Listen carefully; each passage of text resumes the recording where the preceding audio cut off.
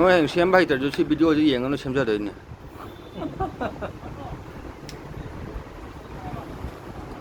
ꯆꯤꯡꯗꯒ ꯄꯨꯔ ꯆꯠꯂꯗꯤ ꯅꯛꯇꯣꯛꯑꯦꯅꯦ ꯑꯅꯛꯄꯗ ꯁꯦꯝꯍꯟ ꯇꯥꯕꯅꯦꯕ ꯄꯨꯊꯔꯛꯑꯒ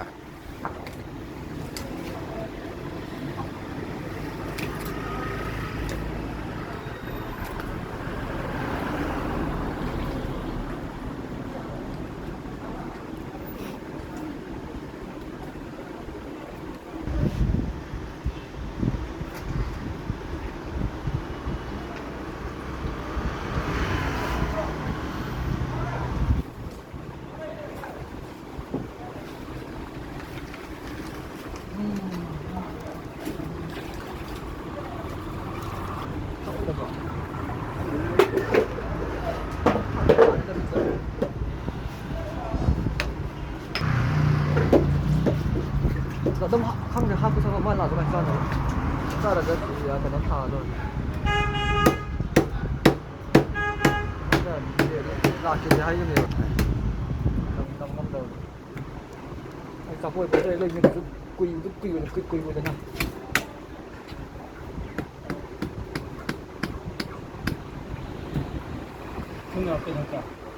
ꯍꯥꯞꯄꯤꯔꯣ ꯍꯥꯞꯄꯤꯔꯣꯅꯦ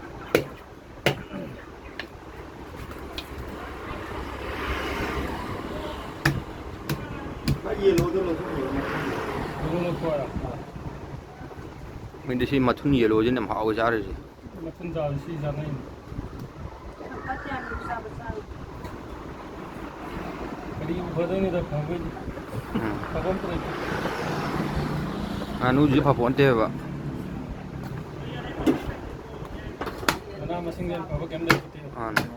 ꯃꯅꯥ ꯃꯁꯤꯡꯁꯨ ꯐꯩꯌꯦ ꯍꯧꯖꯤꯛꯇꯤ ꯌꯥꯗ꯭ꯔꯦꯅꯦ ꯌꯥꯗ꯭ꯔꯦ ꯊꯥꯏꯅ ꯃꯥꯟꯗ꯭ꯔꯦꯗ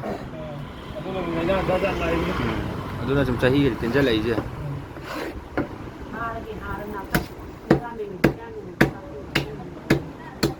ꯕꯖꯥꯔꯗ ꯐꯝꯃꯤꯕ ꯍꯅꯨꯕꯤ ꯃꯌꯥꯝꯗꯣ ꯆꯍꯤꯒ 80 ꯌꯧꯔ ꯃꯥꯜꯂꯦ ꯑꯗꯣ 65 70 ꯊꯨꯅꯁꯨ ꯍꯅꯨꯁꯜꯂꯦꯕ ꯊꯥꯏꯅꯒꯤ ꯑꯍꯟꯅ ꯇꯦꯛ ꯇꯦꯛ ꯂꯥꯎ ꯂꯩꯕꯅꯦ ꯑꯗꯨ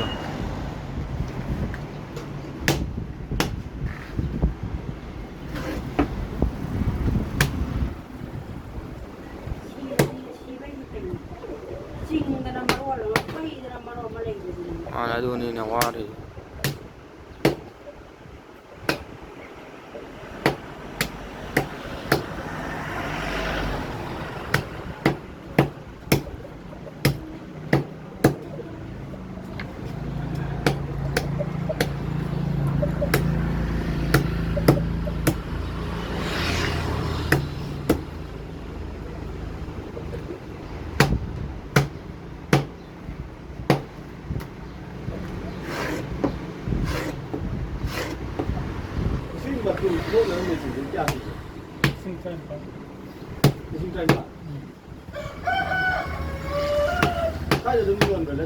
ꯌꯣꯜꯂꯦ ꯁ꯭ꯋꯥꯏꯗ ꯀꯪꯖꯥꯕꯤ ꯂꯩꯔꯛꯇ꯭ꯔꯦ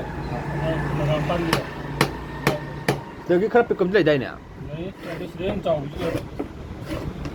ꯁꯤꯗ ꯆꯥꯎꯕꯅꯦꯍꯦ ꯑꯗꯨꯗꯤ ꯕꯣꯏꯂꯔ 3-4 ꯉꯥꯛꯇ ꯂꯪꯁꯤꯟꯕꯅꯦ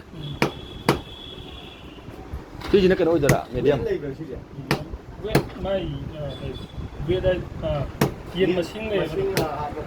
ꯌꯦꯟ 3ꯗꯩ ꯍꯦꯟꯅ ꯉꯝꯗꯦꯕ ꯁꯤ ꯉꯥꯅꯨꯒꯤꯗꯤ ꯎꯪꯉꯣꯏꯗꯕꯅꯦꯕ ꯁꯤꯁꯦ ꯑꯁ ꯉꯥꯅꯨ ꯎꯪꯕꯁꯤꯗꯅ ꯂꯣꯏꯔꯤꯁꯦ ꯉꯥꯅꯨ ꯎꯪꯖꯟꯕꯩꯅꯦꯕ ꯑꯗꯣ ꯉꯥꯅꯨꯁꯤ ꯁꯨꯏ ꯆꯥꯡ ꯑꯣꯏꯇꯥꯔꯗꯤ ꯈꯔ ꯐꯩ ꯑꯁꯤꯒꯨꯝꯕ ꯎꯪꯕꯁꯤꯗ ꯂꯣꯏꯔꯦ ꯃꯦꯆꯤꯟ ꯀꯥꯡꯉꯥꯒꯨꯝꯕꯗꯨꯁꯨ ꯎꯪꯕ ꯑꯗꯨꯝ ꯉꯝꯕ꯭ꯔꯥ ꯎꯪꯕꯕꯨꯗꯤ ꯀꯥꯡꯉꯥꯁꯨ ꯅꯝꯐꯨꯗꯅꯤ ꯎꯪꯉꯤꯗꯣ ꯐꯣꯏꯕꯗꯤ ꯇꯜꯂꯕꯅꯤꯅ ꯂꯕꯔꯒ ꯂꯣꯏ ꯇꯠꯂꯣꯏꯔ ꯑꯗꯨꯝ ꯃꯦꯆꯤꯟ ꯈꯤꯇꯪ ꯆꯥꯎꯕꯗꯤ ꯌꯥꯅꯤ ꯌꯥꯔꯁꯨ ꯑꯗꯨꯝ ꯃꯣꯏ ꯁꯥꯕꯗꯤ ꯁꯨꯝ ꯉꯥꯅꯨꯕꯨꯗꯤ ꯁꯥꯕꯅꯤ ꯌꯦꯟ ꯈꯛꯀꯤ ꯁꯥꯔꯛꯄꯅꯤꯅꯀꯣ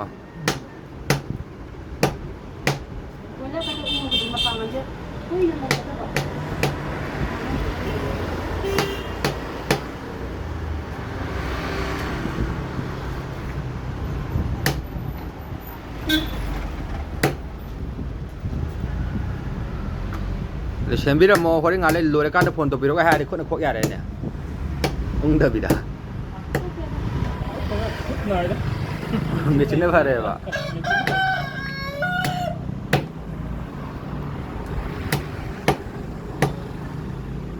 시대가 그럴 거야.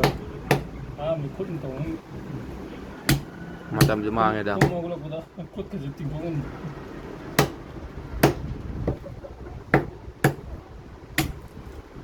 야 사고